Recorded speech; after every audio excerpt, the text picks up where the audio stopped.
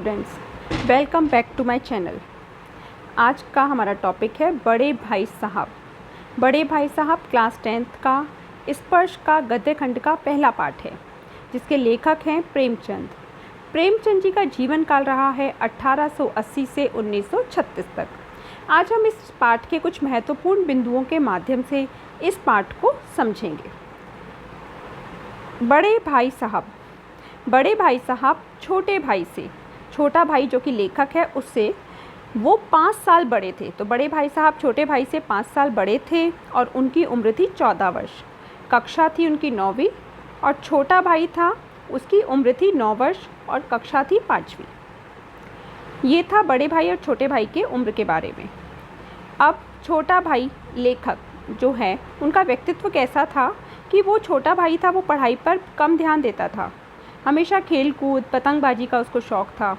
मैदान की जो सुखद हरियाली, ग्रीनरी जिसे हम बोलेंगे कि हरियाली होती है, और ठंडी हवा के झोंकों के आकर्षण के कारण वो टाइम टेबल पढ़ाई का बनाता तो था, लेकिन उसकी उपेक्षा करता था, यानी उसका पालन नहीं करता था।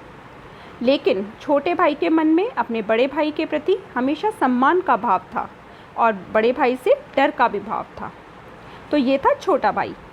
अब भाई साहब द्वारा लेखक को शिक्षा संबंधी उपदेश, बड़े भाई होने के नाते जो बड़े भाई साहब हैं वो अपने भाई को हमेशा शिक्षा व्यवस्था और शिक्षण पद्धति के बारे में बताते थे।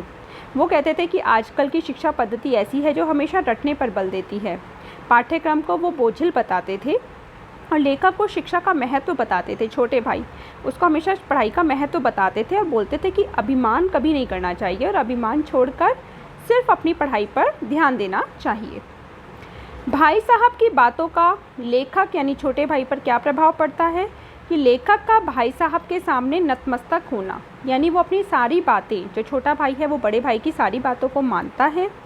स्वयं को वो लघुता का अनुभव छोटा महसूस करता है और बड़े भाई के प्रति उसके मन में किसका भाव है? श्रद्धा का, आदर का, सम्मान का भाव है। सालाना इम्तिहान का परिणाम। अब बड़े भाई और छोटा भाई दोनों के परिणाम होते हैं। तो भाई साहब का तो फेल होना और लेखक का परीक्षा में प्रथम आना, कि जो बड़े भाई साहब हैं वो हर साल फेल हो जाते हैं और छोटा भाई है वो हमेशा परीक्षा में प्रथम आता है। भाई साहब के उदास होने पर लेखक की उनसे हमदर्दी, कि बड़े भाई जब फेल हो जाते हैं तो उनका मन उदास होता है, तो छोटे भाई को उनके प्रति हमदर्दी है, दुख है। भाई साहब द्वारा छोटे भाई के समक्ष अपनी आदर्श स्थिति बनाए रखने हेतु सतत प्रयत्नशील रहना, कि वो अपने छोटे भाई की नज़रों में हमेशा अच्छे बने रहना चाहते हैं। भाई साहब की व्यवहारिक ज्ञान युक्त बातें, कि छोटा भाई है उसको पुस्तकीय ज्ञान के स्थान पर व्यवहारिक ज्ञान के महत्व को वो समझाते थे कि केवल किताबी ज्ञान ही सब कुछ नहीं है, कि वो किताबों में हमेशा प्रथम आ रहा है तो घमंड ना करे कि किताबी ज्ञान ही सब कुछ नहीं है। इसके लिए वो बहुत सारे उदाहरण बताते थे और अपनी बातों को सही सिद्ध करने का प्रयास करते थे।